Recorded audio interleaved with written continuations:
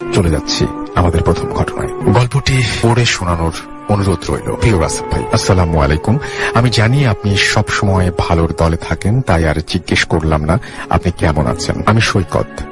আমি ভূত এফএম এর একজন রেগুলার শ্রোতা। 2016 সাল থেকে আমি ভূত এফএম শুনে আসছি। রেডিওতে গিয়ে গল্প শেয়ার করার খুব ইচ্ছে আমার, কিন্তু কিছু অনিবার্য কারণে আমার সেই সৌভাগ্য হয়ে ওঠেনি। তাই আজ ইমেইলের মাধ্যমেই আপনাদের সাথে আমার জীবনে ঘটে যাওয়া একটি স্মৃতিকাতর ঘটনা শেয়ার করতে চাচ্ছি।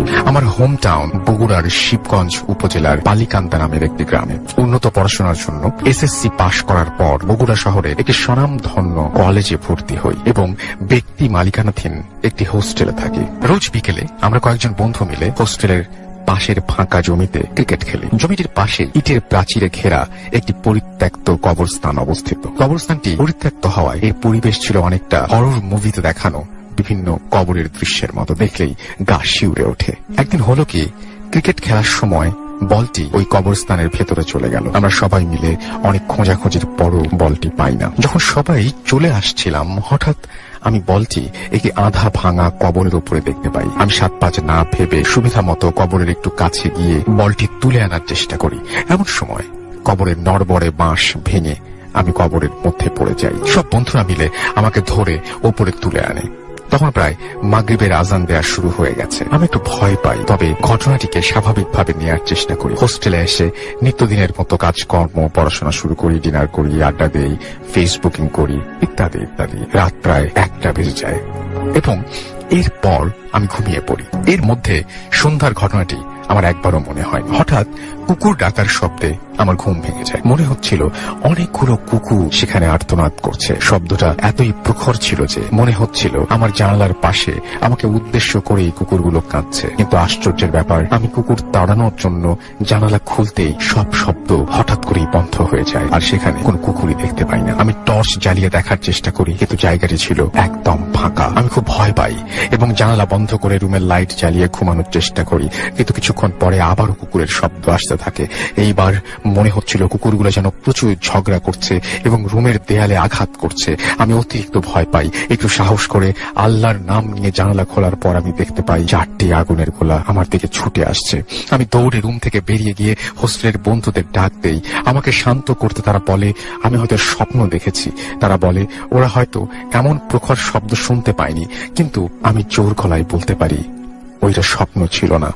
ধরলাম ওইটা আমার স্বপ্ন বা হ্যালুসিনেশন। কিন্তু এর পরবর্তী সময়ে যা ঘটে সেগুলোকে আপনারা কি বলবেন? এক রাতে যা ঘটলো তার জন্য আমি প্রস্তুত ছিলাম না। ওই রাতে ঠান্ডা কিছুর স্পর্শে হঠাৎ আমার ঘুম ভেঙে যায়। চোখ মেলে দেখি অনেক মোটা আর বড় একটি সাপ আমার বুকের উপর দিয়ে যাচ্ছে। আমি ভয়ে শিউরে উঠি এবং সাপটি আমাকে ক্রস করা মাত্রই আমি দৌড়ে পালিয়ে যাই। পরে মেসের সবাই মিলে অনেক খোঁজার পরেও সাপটির কোনো খোঁজই পাওয়া যায়নি। প্রতিদিন রাতে ভয়ঙ্কর স্বপ্ন দেখতে থাকি এবং সবসময় মনে হয় আমার আশেপাশে কেউ আছে। মাঝে মাঝে আমার দম বন্ধ হয়ে আসে। একদিন রাত প্রায় 10টার মতো বাজে। আমার বন্ধু দাদুর শেষকৃত্য অর্থাৎ জানাজা শেষ করে হোস্টেলে ফিরছিলাম।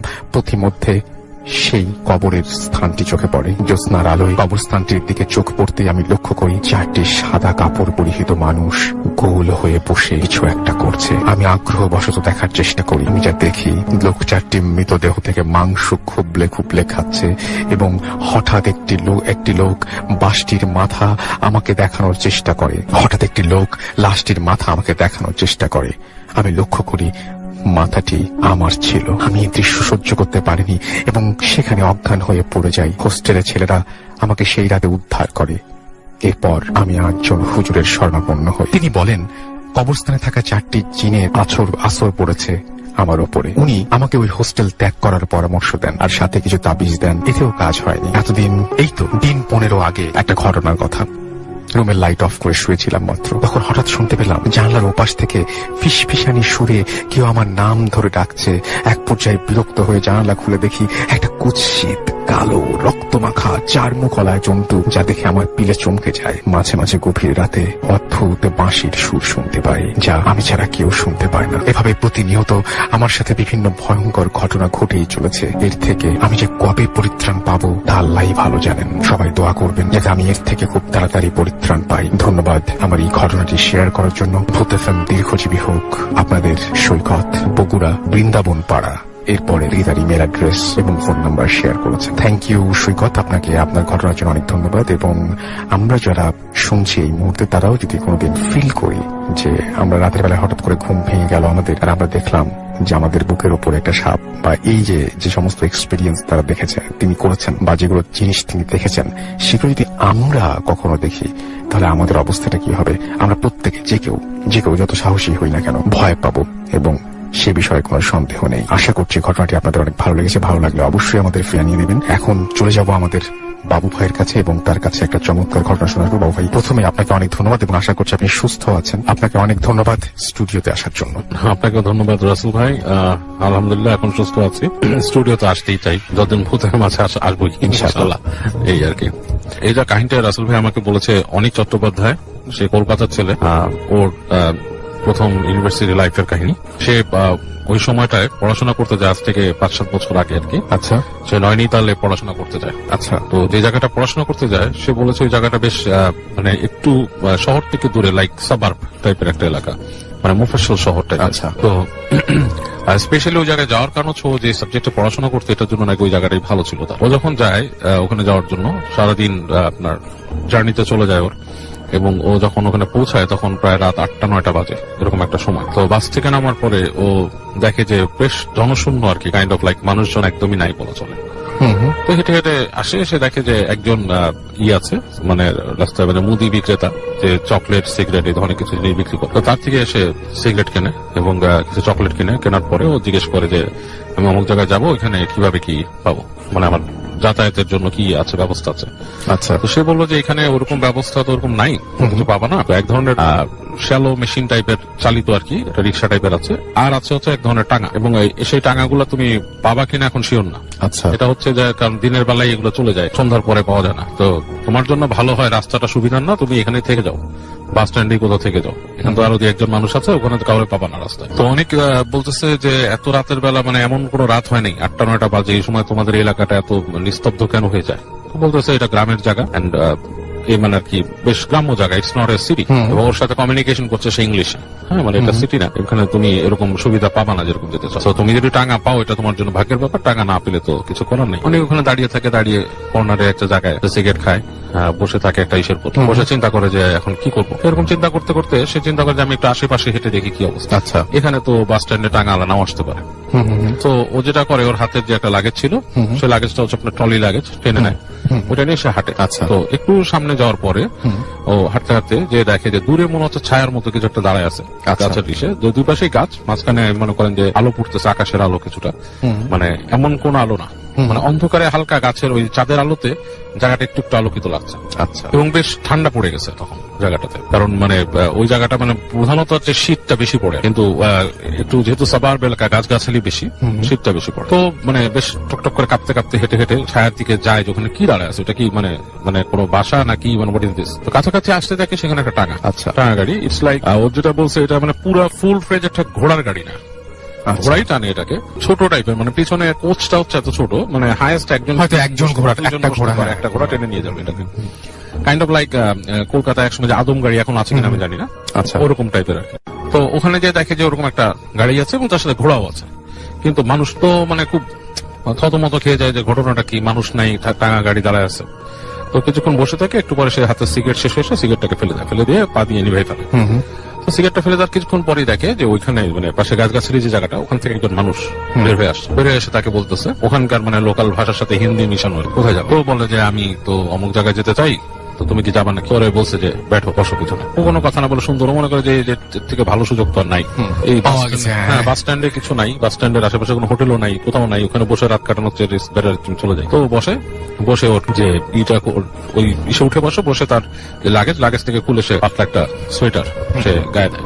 আচ্ছা, গায়ে দেওয়ার সময় তার হাতে ওই যে আপনার ছিল একটা ম্যাগাজিনটাও সে বের করে নেয় হাতে, মনে করে যে কোথাও যদি যে সে পড়তে পারে বা কিছু, মানে just to have something in his hand, okay, এরকম একটা নিয়ে এসে বসে। তো বসে সে ওখান থেকে যাওয়া শুরু করে আর কি, টাঙা চালাচ্ছে।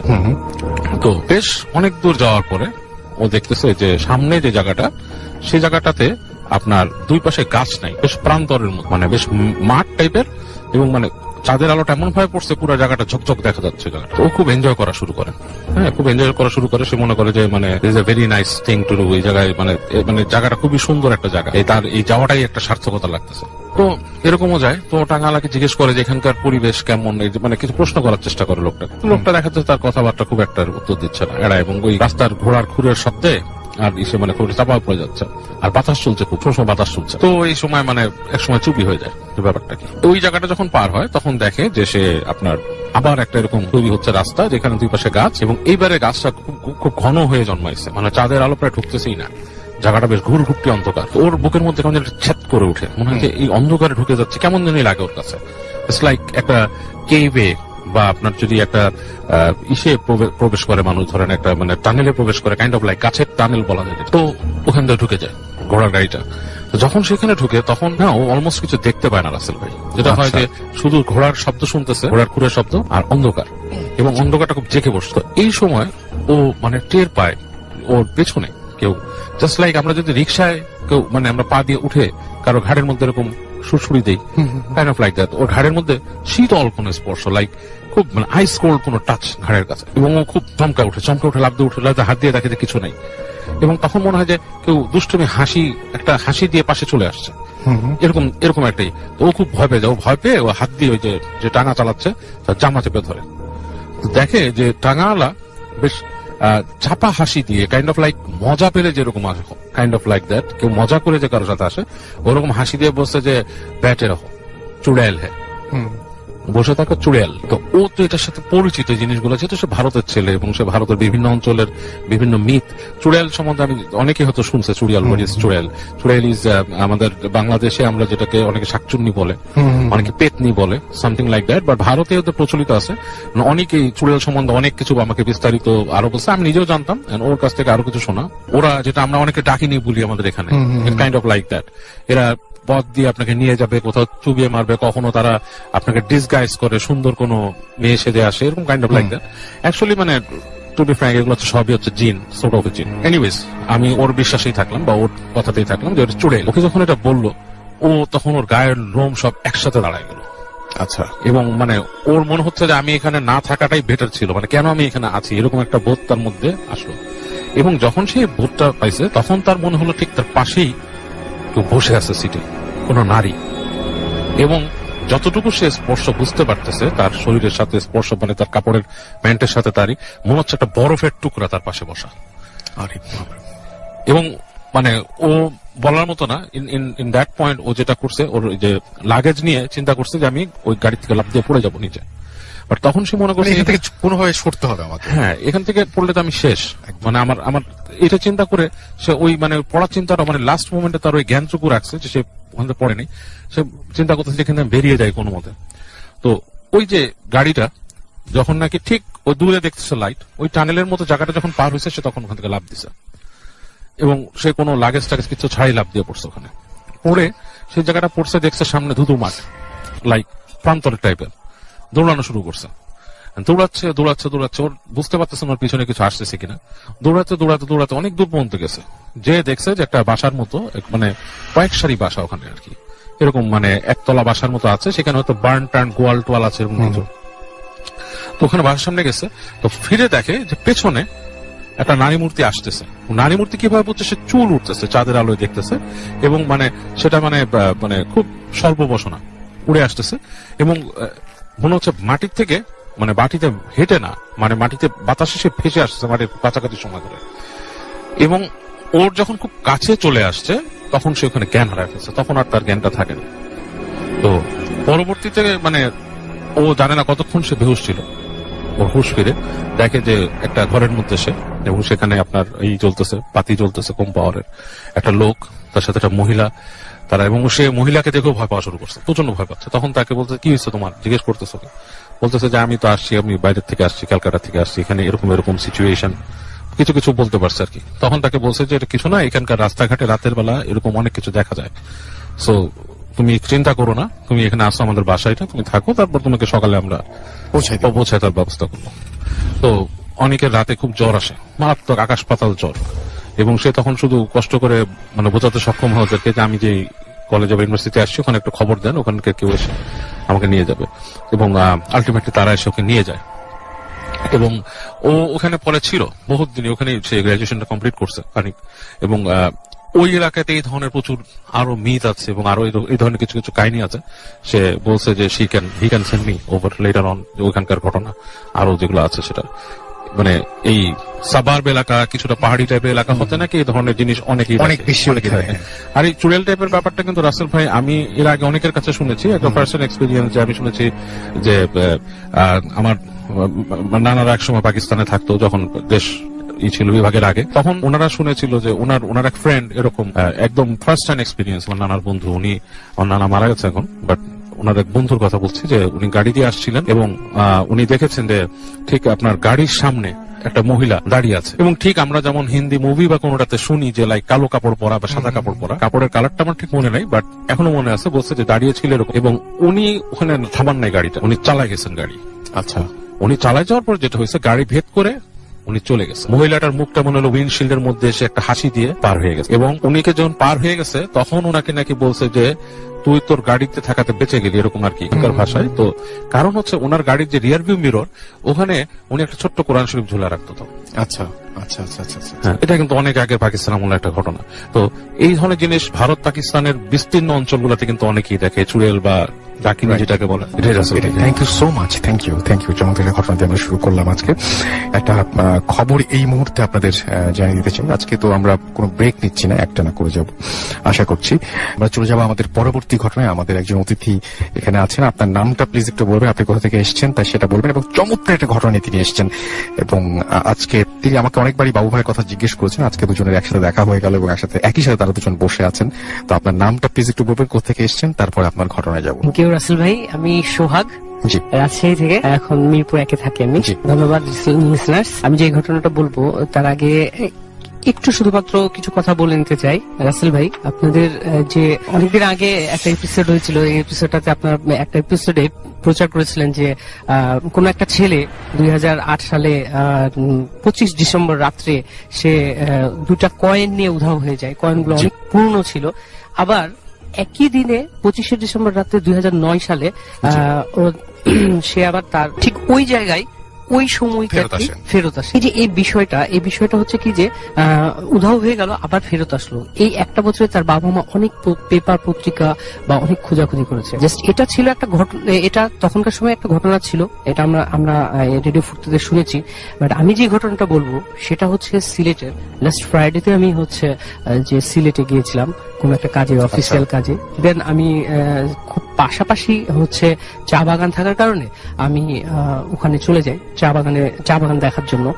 দেন আমি যখন চা বাগানে যে পৌঁছাই তখন ওখানে যে কেয়ারটেকার থাকে, কেয়ারটেকারকে সাথে নিয়ে আমি চা বাগানের মধ্যে ঢুকি। যখন চা বাগানে ঘুরতে ঘুরতে ওই টিলাগুলোর উপরে যখন উঠি, তখন ওই কেয়ারটেকারকে আমি একটা সময় যাওয়ার পরে জিজ্ঞেস করছিলাম যে আঙ্কেল, আপনারা যে এই চা বাগানে ঘুরেন, তো কখনো কি এরকম ভৌতিক কোনো জিনিস আপনাদের সামনে আসে কিনা? তখন তিনি বলছিলেন যে হ্যাঁ, এরকম হয়, এরকমই একটা ঘটনা, তাহলে আপনাকে আমি শোনাই। তো উনি আমাকে বলছিল এই ঘটনাটা হচ্ছে 1991 সালের একটা ঘটনা। আমরা এই জিনিসটা জানি যে চা বাগানে যারা চা তুলেন, যারা এরা কিন্তু অনেক হচ্ছে কি যে মানে নিচু শ্রেণীর বলতে কি যে সনাতন ধর্মাবলম্বী এরকম ধর্মের হয়ে থাকেন। তো এদের মধ্যে একজন লোক ছিলেন, উনি হচ্ছে মুসলমান ধর্মাবলম্বী। ওনার নাম ছিল হচ্ছে সুরুজ আলী। ওনার ফ্যামিলিতে ছিল হচ্ছে মানে যারা কাজ করেন তারা অত্যন্ত মানে খুব দরিদ্র ঘরের লোক ছিলেন। তো ওই সুরুজ আলীর এক ছেলে এক মেয়ে।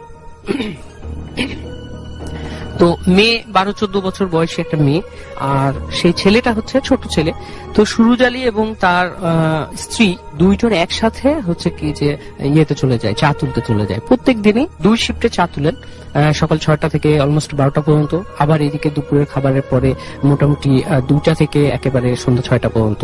যদি শীতের দিন হয় তাহলে আরো আগে চলে আসেন। তো এইভাবে চা তুলেন। তো যাচ্ছিল দিন, এভাবেই যাচ্ছিল। তো সুরুজ আলীর সাথে সুরুজ আলীর স্ত্রীও যখন চলে যায়, মাঝে মাঝে সুরুজ আলীর যে মেয়ে উনিও চলে যান চা তুলতে। এটা তাদের একটা সংস্কৃতি বলা চলে যে বংশ পরম্পরায় চা তুলতেই হয়। তো উনিও চলে যান।